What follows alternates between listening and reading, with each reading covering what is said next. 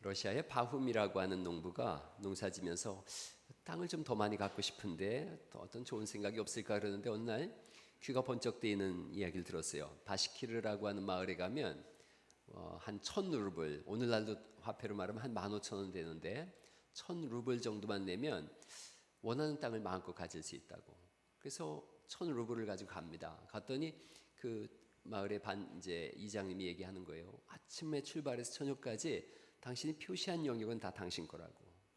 이 사람이 뭐 죽을 힘을 다해가지고 아침부터 뛰어다니기 시작합니다. 그래서 여기도 내 땅, 저기도 내 땅, 뭐 열심히 자기 표시를 해놓은 거예요. 그리고 해지기 전에 돌아와야 된다 그러니까 미친 듯이 뛰어왔는데 뛰어와서는 여기까지입니다 하고 죽었어요. 그리고 그 사람이 딱 자기 무덤까지만 자기 땅을 가졌다 그래요. 레오 톨스토이가 쓴 사람은 얼마만큼의 땅이 필요한가라고 하는 내용이에요. 돈이 얼만큼 있어야 되는가? 가장 큰 부자에게 돈이 얼만큼 더 있으면 좋겠습니까? 그랬더니 그 부자가 그랬다 그래요. 조금만 더, 조금만 더. 그러니까 욕망 끝이 없습니다.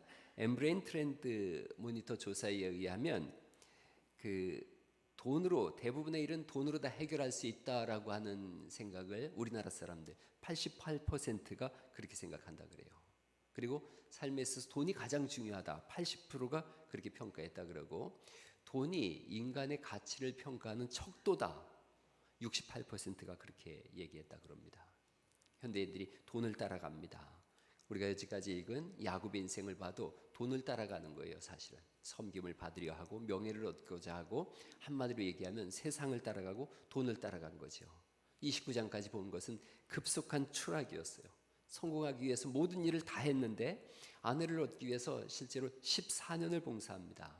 근데 자기보다 더 지독한 사기꾼 라반을 만난 거죠. 장인이자 외삼촌이자 육촌 형제인 라반을 만나서 더 어려움을 겪어요. 10번이나 자기 품삯을 바꿨다는 얘기는 끊임없이 그때 상황에 따라서 품삯을 바꿨다는 거예요. 자기 부인을 넷을 얻지만 아이를 낳았을 때 자기가 한 번도 아이의 이름을 짓지 못합니다. 종취급을 받죠. 바닥까지 추락합니다.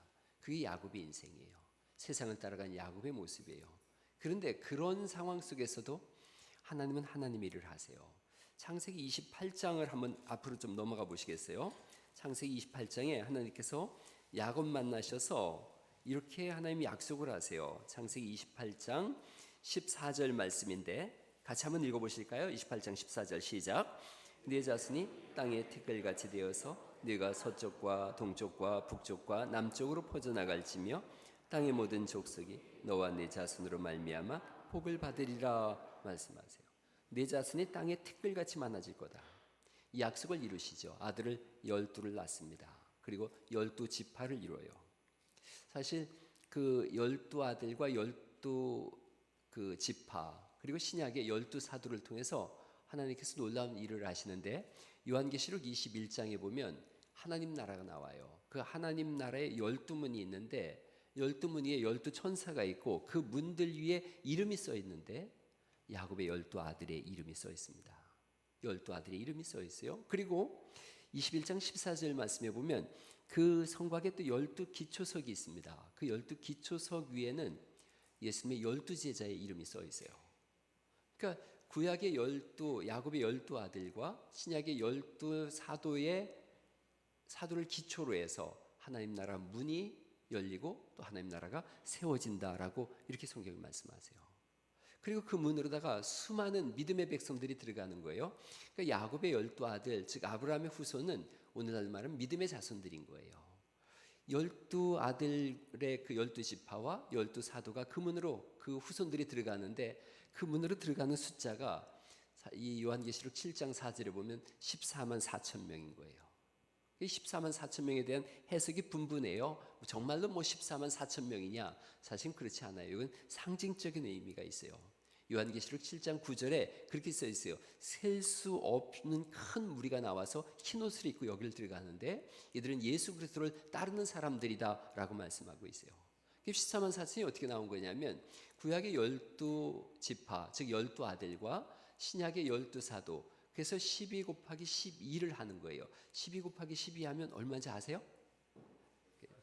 144. 확실히 뭔가 이 사업하는 분들이 계산이 딱 나오죠. 12 곱하기 12에다가 그럼 144예요. 이 구약에서 아니 신약 헬라어에서 가장 큰 숫자는 1000으로 봤어요. 1000. 그래서 144 곱하기 1000 하면 얼마예요? 그게 14만 4천이에요. 그러니까 구약과 신약을 통해서 구원받은 모든 사람들의 숫자, 그것을 상징적으로 14만 4천 명으로 말씀하고 있고 능히 셀 수 없는 큰 물이라고 말씀하고 있어요. 그러니까 하나님께서는 아브라함을 통해서 믿음의 조상이 되게 하시고 그의 자손들과 신약의 12사들을 통한 복음의 전파를 통해서 구원받는 사람들, 즉 우리들을 불러내시고 하나님 나라로 들어가게 하시는 줄 믿으시기 바랍니다. 야곱은 돈을 따라갔는데 그 돈을 따라간 사람이 추락했어요. 추락했음에도 불구하고 하나님은 그의 손을 붙잡고 끝까지 하나님의 일을 이루어 가세요.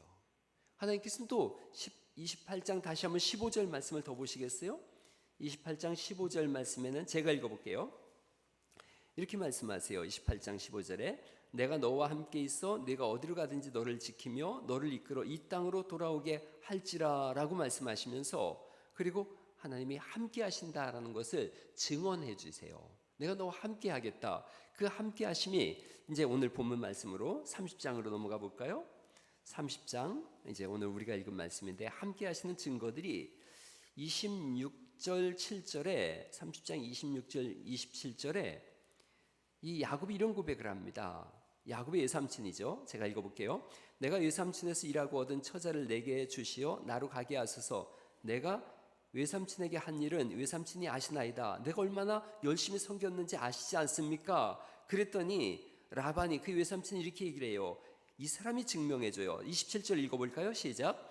라반이 그에게 이르되 여호와께서 너로 말미암아 내게 복을 주신지를 내가 깨달았느니 네가 나를 사랑스럽게 여기거든 그대로 있으라. 너로 말미암아 내가 복을 받았다 이렇게 얘기해요. 이 라반의 고백이에요. 그러니까 부유해지는 거예요. 이 사람이 있는 곳은 부유해지는 거예요.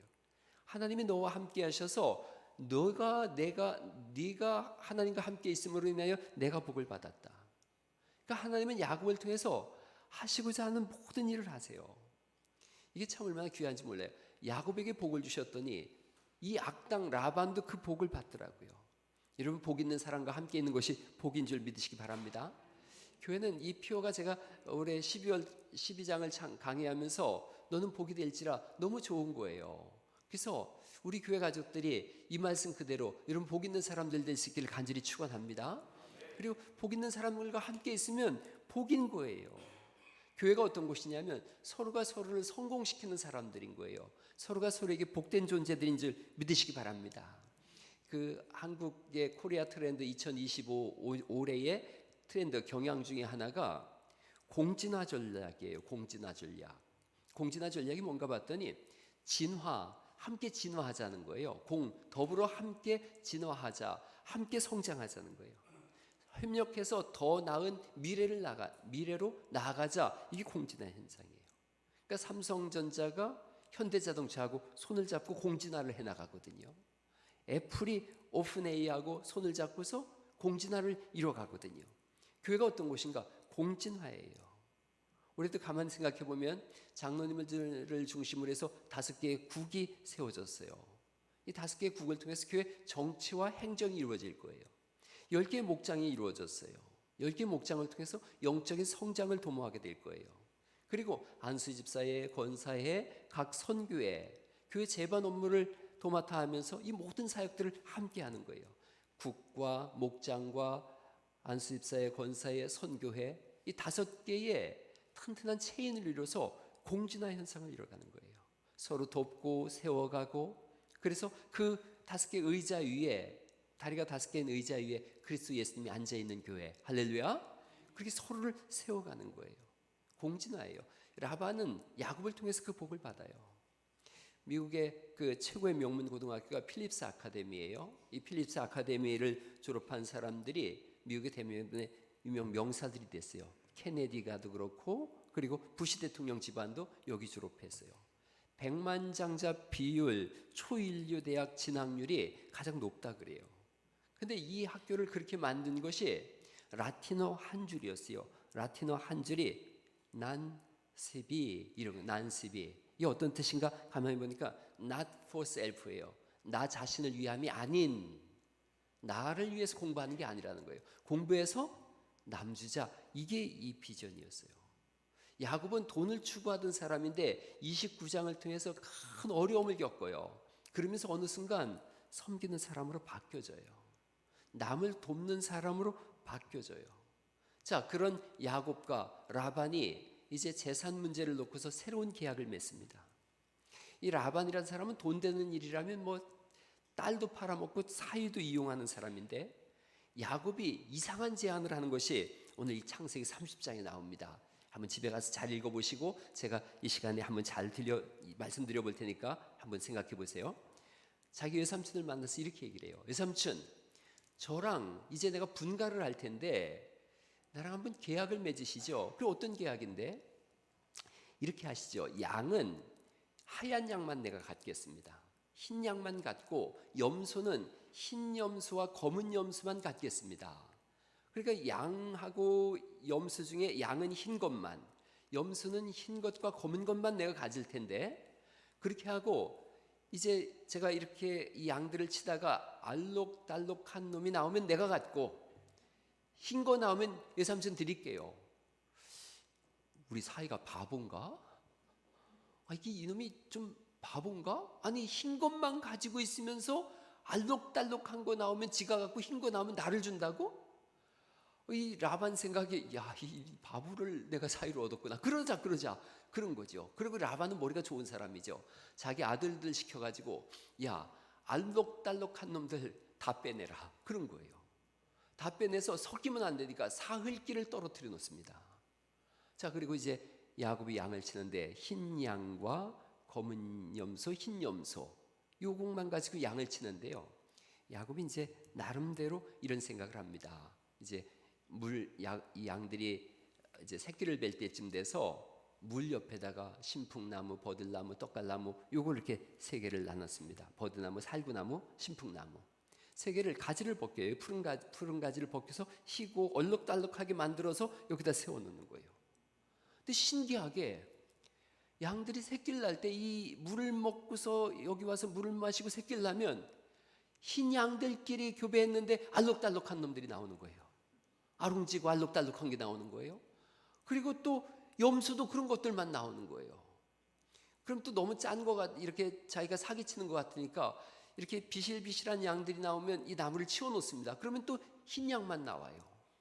그래서 시간이 지나면서 야곱이 가진 알록달록한 양들과 염소는 자꾸 많아지고 비실비실한 흰 양과 흰 염소는 적어지고, 그래서 이건 라반이 가져가고, 야곱이 그래서 오늘까 읽은 이 말씀대로 41절 말씀 볼까요? 41절, 30장 41절.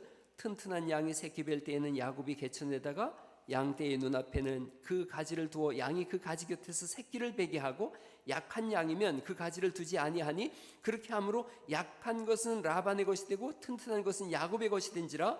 43절 말씀 읽어볼까요? 시작. 이에 그 사람이 매우 번창하여 양떼와 노비와 낙타와 나귀가 많았더라, 이렇게 말씀하세요. 그 사람이 힘이 풍부했다, 번창했다. 이 번창하다라는 이 히브리어가 이프로치라는 건데 터치고 나오다 이런 뜻을 가지고 있어요. 막 복이 확 터져 나옴, 이 표현을 하고 있어요. 그리고 31장 9절에는 이렇게 야곱이 고백합니다. 31장 9절에 하나님이 이같이 그대들의 아버지의 가축을 빼앗아 내게 주셨느니라. 하나님이 주셨다, 이렇게 말씀하고 있어요. 근데 이제 제가 드리려고 하는 말씀은 이게 아니에요. 예수님 잘 믿었더니 이렇게 부자가 됐구나, 이렇게 넉넉했구나, 성경이 그렇게 말씀하려고 얘기하는 게 아니에요. 여러분, 성경에 나오는 모든 이적과 기사들은 하나님이 어떤 분인지를 알게 하시려고 쓰여진 말씀인 줄 믿으시기 바랍니다. 죽은 나사로를 살리신 것은 하나님께서 생명의 주인이다, 이걸 알려주시기 위함이에요. 오병이어의 기적을 바라신 것은 하나님 나라는 배고픔이 없는 나라다, 이걸 알려주시려고 그런 거예요. 병든 자를 고치신 것은 하나님 나라는 아픈 것이 아니다, 이걸 알려주시기 위함이에요. 귀신을 쫓아내셨다, 영적인 세계를 지배하는 분은 하나님이시다, 이걸 말씀하려고 그러는 거예요. 지금 이 사건을 통해서 야, 예수 믿었더니 부자 됐더라, 이걸 말씀하려고 하는 게 아니라 하나님은 야곱에게 나는 살아있는 하나님이다, 내가 인생을 주관하는 하나님이다, 역사의 주관자는 하나님이시다, 이걸 알려주려고 이 말씀이 쓰여진 줄 믿으시기 바랍니다. 야곱과 라반 사건, 하나님 믿은 야곱은 부자 되고 안 믿은 라반은 망했다, 이게 아니라 이 또 버드나무, 살구나무, 신풍나무를 이렇게 세워놨더니 알록달록해졌다, 이걸 또 잘못 해석하는 그런 경향이 있어요.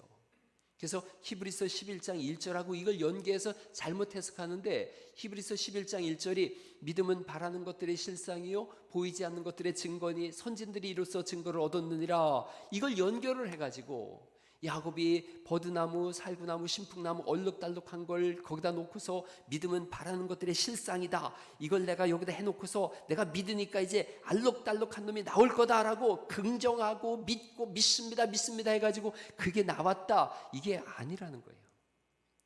자꾸 이걸 잘못 해석하면 열심히 바라보고 긍정적인 생각을 하고 외치면 그대로 된다라고 무슨 바라봄의 법칙 뭐 이런 걸 자꾸 만들어내는데, 성경이 그걸 말씀하려고 그러지 않습니다. 대부분의 간증을 보면 뭐 구체적으로 기도하라 그러면서 결혼할 사람을 놓고 기도할 때에 키는 1m 80쯤 되고 이목구비가 뚜렷하고 눈엔 쌍꺼풀이 있고 머리도 많고 키도 크고 건강하고 돈도 많고, 그리고 우리 집 사람은 누구랑 결혼하라고, 이게 그게 아니에요. 그리고 뭐 자기가 그렇게 기도했더니 진짜 그런 사람을 만났다고, 그런 사람 손 들어 봐봐요. 정말로. 여러분은 전부 뭐 정우성이나 장동건이나 뭐 이런 사람들하고 결혼했을 것 같고, 저 우리 집안에는 이제 그 송씨 집안에도 송중기, 또 송승헌, 송응준, 쓰리송이라 그래요 이걸. 근데 그런 걸 말씀하려고 그러는 게 아니에요. 그래서 신앙이라고 말씀하지 않아요. 성경은 이 히브리서 11장에 믿음은 바라는 것들의 실상이라 그랬는데 뭘 바라보느냐는 거예요. 히브리서를 한번 생각해 보세요. 히브리서는 피의 서신이라 그래요. 히브리서를 꽉 짰더니 피가 흘러나왔다는 거예요. 로마 시대 대박해의 시대였어요. 원형 경기장으로 끌고 가서 다 화형을 시키는 시대였어요. 사자밥으로 던져지던 그런 시대였어요. 혹독한 고문과 잔인한 죽음 앞에서 그리스도인들이 동요하기 시작했어요. 이거 믿어야 돼? 안 믿는다 그러고 속으로만 믿고 입으로는 내가 안 믿는다고 하면 안 될까? 또 이 환란이 지나갈 때까지는 안 믿는 척하고 있으면 안 될까? 이러면 이럴 때 어떤 설교를 해야 돼요? 목사가 성도들이 예수님 믿는다 그러면 다 끌려가가지고 목을 베임을 당하고 거꾸로 이렇게 사람을 매다른 다음에 팔다리를 자릅니다. 그래서 피가 흐르게 하고, 그리고 납을 버요. 이 입에다가 납을 버가지고 납물을 버가지고 그래서 죽이기도 하고, 끌려가서 예수 믿으면 다 죽는 때에 어떤 설교를 해야 되겠어요, 목사가? 여기 로마 대박해 시대 때에 베드로도 죽고 사도 바울도 죽었어요. 그런데 이러한 시대 때에 히브리서 12장 2절이 이렇게 말씀하세요.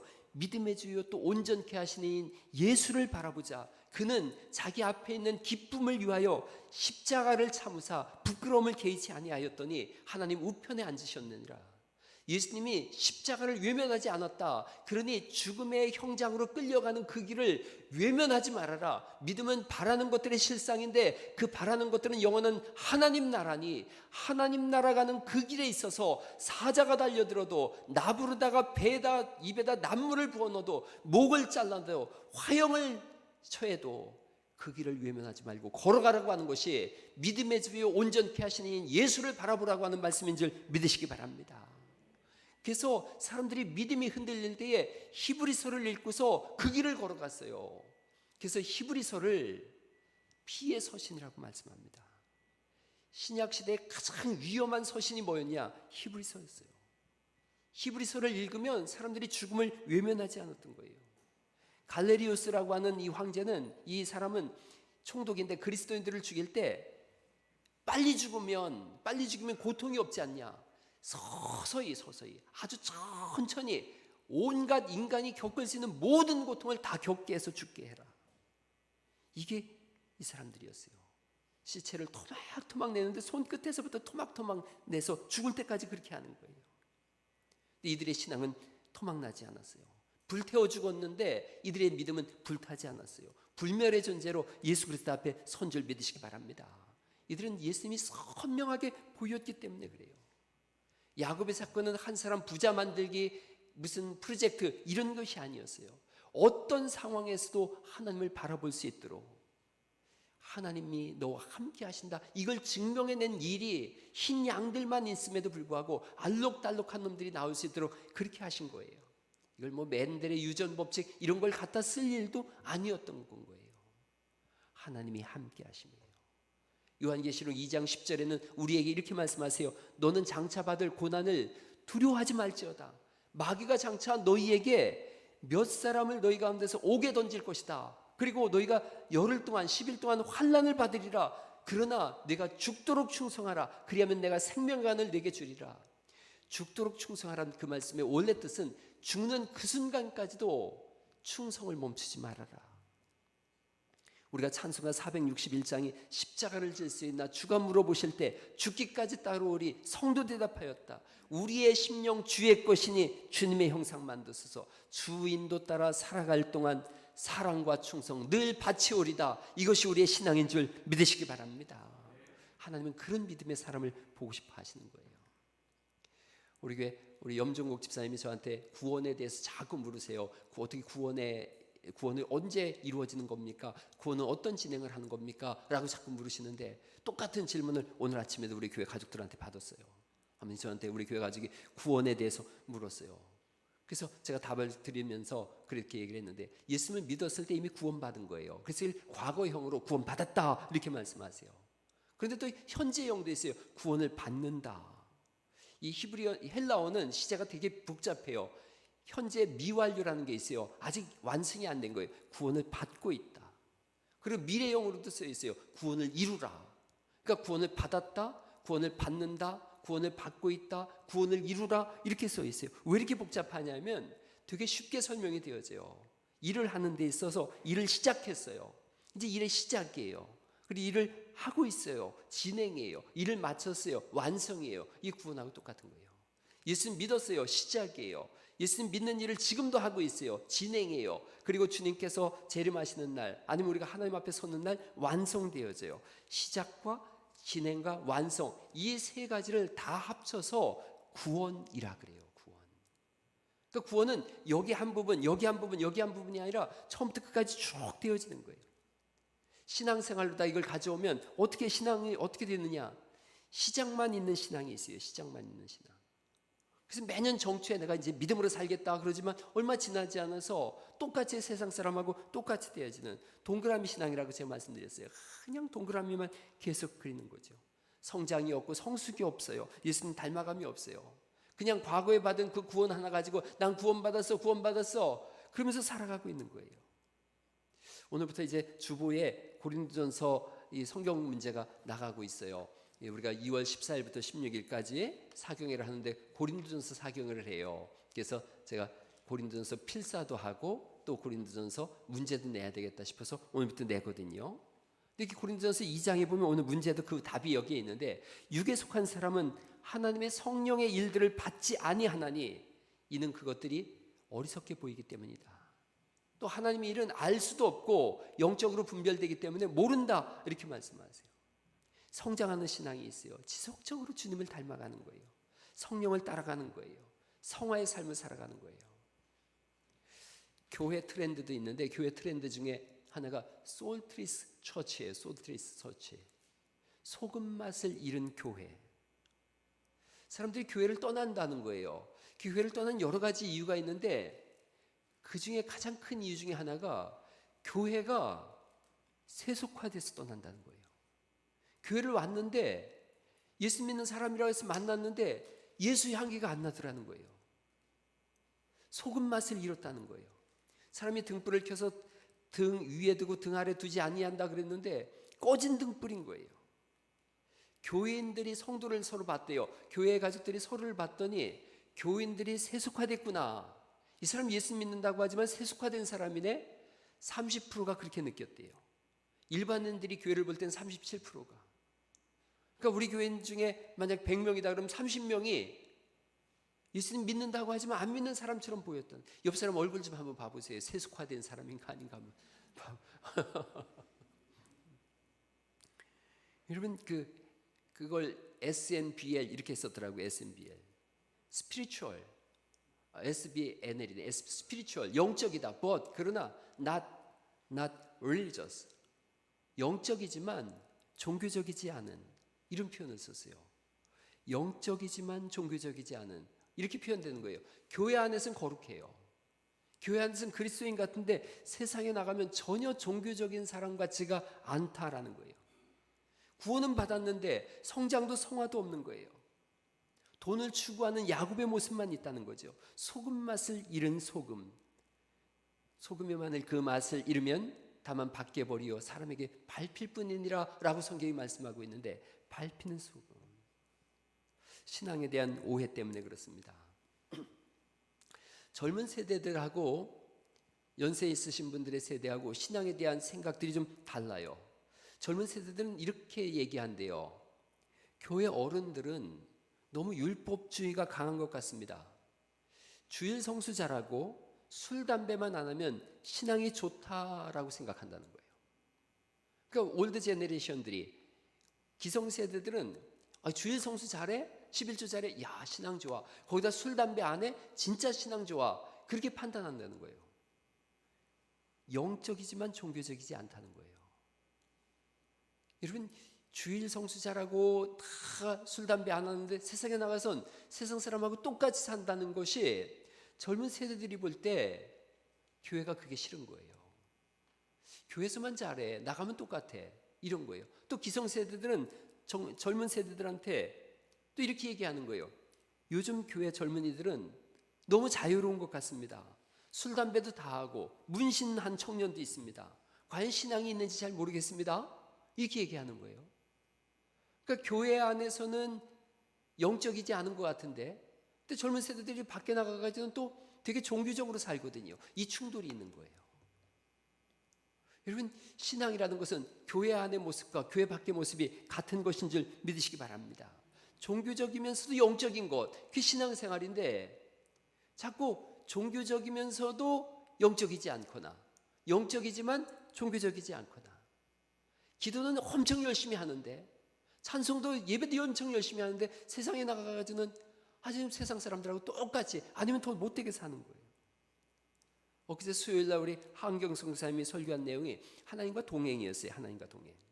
하나님과 동행하면서 그 설교 내용이 이거예요. 하나님을 근심하게 하고 삽니까? 하나님을 미소 짓게 하며 삽니까? 그게 신앙생활이에요. 우리가 신앙생활 한다고 할 때에 하나님을 근심하게 하나? 그 얘기는 성령을 근심하게 하는가? 아니면 성령님을 미소 짓게 하는가? 내가 사는 삶이 하나님을 기쁘시게 하는 삶인가? 하나님을 근심하게 하는 삶인가? 하나님을 닮아가는 삶이 있는가? 이걸 물어보는 거예요. 성령의 은사가 있어요. 은사는 선물이에요. 성령의 은사는 선물이니까 그냥 하나님이 주시는 거거든요. 고린도전서 12장이 은사장이라 그래요. 하나님께서 교회 필요한 대로 은사를 주세요. 아픈 사람이 있을 때는 하나님께서 병 고침의 은사를 주세요. 목사를 통해서도 그렇고 교회 성도님을 통해서도 그렇습니다. 누굴 통해서든 하나님은 그 병을 고쳐야 되니까 신유의 은사, 김신유의 은사가 아니라 신유의 은사가 있어요. 병 고치는 은사가 있어요. 여러분, 교회에 설교가 필요해요? 그럼 설교자에게, 목사에게 설교 은사를 주는 거예요. 우리 목사 설교 잘해, 뛰어나. 아니에요. 선물이에요. 설교는 선물이에요. 하나님의 선물이에요. 그러니까 목사가 잘나서 설교 잘한다 이런 거 없어요. 선물 받은 거니까 선물은 주는 분 마음이거든요. 지혜의 말씀, 지식의 말씀, 병 고치는 말씀, 기적의 말씀, 능력, 영적인 능력들, 예언, 영분별의 은사예요. 다 선물이에요. 이걸 왜 주시냐? 교회를 세우려고 주는 거예요. 서로를 세우려고 주시는 거예요. 자랑할 것 하나도 없어요. 그런데 성령의 열매는 달라요. 성령의 열매는 자신을 세우는 거예요. 그리고 자신이 만들어가는 거예요. 삶으로 맺어야 되는 신앙생활, 그게 성령의 열매예요. 그러니까 성령의 열매와 성령의 은사는 완전히 달라요. 갈라디아서 5장 22절 말씀에 성령의 열매에 대해서 말씀하시는데, 사랑과 희락과 화평과 오래 참음과 자비와 양선과 충성과 온유와 절제니 이 같은 법을 금지할 것이 없느니라, 이렇게 말씀하세요. 전부 생각해 보세요. 사랑, 희락, 화평, 내 가슴 속에 있는 거예요. 오래 참음, 자비, 양선, 남을 섬겨주는 거예요. 충성, 온유, 절제, 하나님을 향한 거예요. 나와 이웃과 하나님을 향해서 내 심성의 변화와 내 삶의 태도의 변화, 그때 맺어지는 것이 성령의 열매인 줄 믿으시기 바랍니다. 그러니까 성령의 은사는 부러워할 것이 하나도 없어요. 성령의 열매를 부러워하는 은혜가 있기를 간절히 축원합니다. 성령의 은사가 없다고 부끄러워하지 마시고 성령의 열매가 없음을 부끄러워하는 그런 진짜 그리스도인으로 살아가는 은혜가 있기를 간절히 축원합니다. 오늘 설교 제목을 제가 진짜 신앙생활을 하십니까? 라고 제목을 삼았어요. 진짜 성령으로 살고 성령으로 행하는가? 그게 신앙인이고 신앙생활이라는 거죠. 세상 것으로 성령의 은사로 믿음은 증명되지 않습니다. 성령으로 살고 성령으로 행하는 것, 그것이 믿음을 결정짓습니다. 소금, 맛 잃은 소금이 아니고 짠내 팍팍 풍기는 진짜 소금, 온 동네를 다 비추는 그런 등불로 살라고 우리에게 말씀하시는 줄 믿으시기 바랍니다. 야곱을 통해서 하나님은 부자 만들어줬다, 이게 아니라 내가 너와 함께 한다고 한 것을 증명해 보이겠다. 그래서 이 이적들을 행하시고 있고 야곱은 점점 하나님을 알아가고 있습니다. 그래서 이제 아버지도 속이고 형도 속이고 그랬던 사람이, 자기만 알던 사람이 이제 섬기는 사람이 되어지고 점점 스피리추얼, 영적이면서도 religious, 종교적인 사람으로, 그래서 세상에 나가서도 그리스도인으로 살아가는 그 삶의 걸음을 이제 뛰기 시작합니다. 이 사람의 평생은 바로 앞에 섰을 때 그가 고백합니다. 내 평생이 고난의 일생이었습니다 라고 고백해요. 그 고난의 일생 속에서도 하나님과 함께 했어요.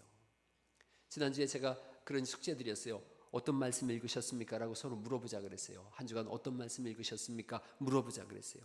다음 주 숙제에도 또 내려드릴게요. 동행한 증거가 있습니까? 하나님과 동행한 증거가 있습니까?